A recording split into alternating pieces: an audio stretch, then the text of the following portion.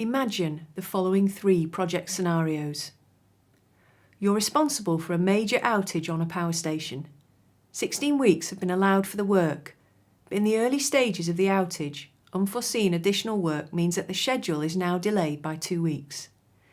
Is it possible to reduce the remaining project duration to bring the plant back online within the 16-week deadline?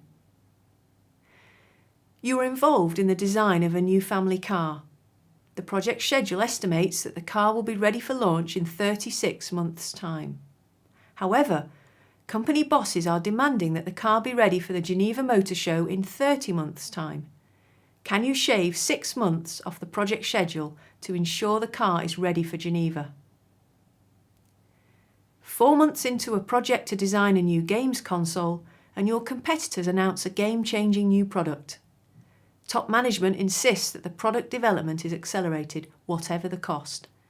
How much can you reduce the product development timescales by, and how much additional funding will this require?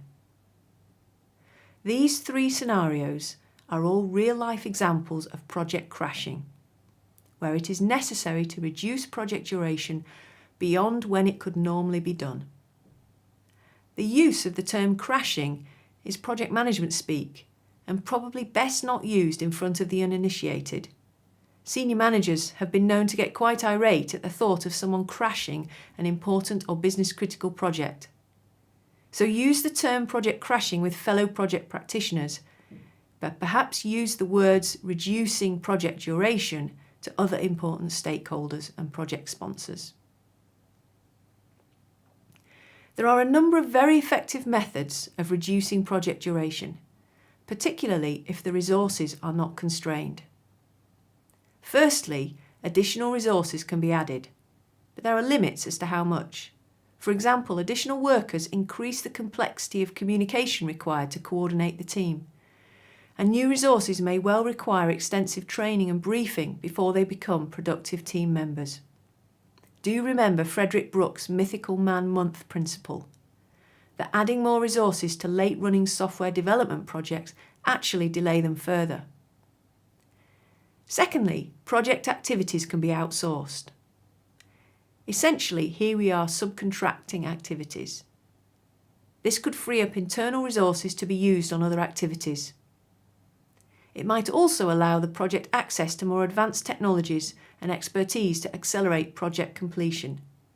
However, for reasons of confidentiality or the proprietary nature of the technology, this might not always be possible. Thirdly, scheduling overtime. This might be the preferred organisational choice to reduce time if the team is salaried. It increases the utilisation of existing staff and equipment, and importantly avoids additional costs, time and the communication requirements of adding new resources. However, overtime does have disadvantages. It can lead to reduced productivity and resentment of the requirement to work long hours. There are also health and safety issues to be considered in terms of regulations governing the maximum working hours.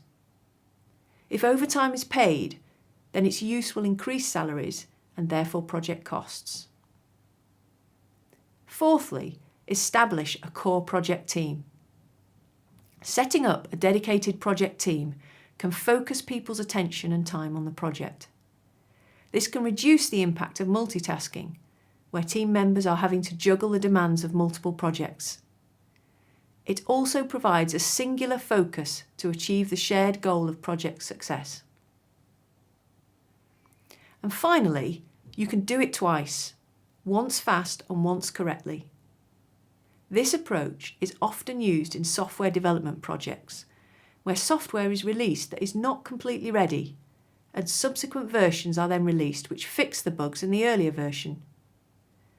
But before proceeding down this route, it is important to examine project requirements closely to see if a short-term, quick and easy solution is feasible. The full activity is then completed at a later date. However, it's important to note that this approach may compromise quality in the short term and may not be appropriate for highly regulated or safety-critical projects. In situations where resources are constrained, the project manager has fewer options. There are, however, still a number of steps that the project or programme manager can take in an attempt to reduce the project duration. First, fast tracking.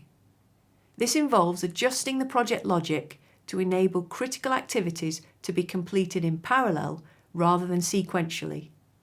However, this requires very close collaboration between task and work package owners to make sure that the effort is not wasted and rework increased. If, for example, late design changes impact a construction schedule that's already been started. Second, critical chain project management could be adopted. We'll discuss this technique later in the unit, but it is a possible approach that focuses on resources and emphasises reducing bottlenecks. Third, is it possible to reduce the project scope? This involves reassessing the project requirements to differentiate between essential and desirable criteria. Tasks, deliverables or requirements may be eliminated, which can save both time and money. Lastly, and rarely desirable, is to compromise quality. This option is unlikely to be appropriate within complex engineering and safety-conscious environments.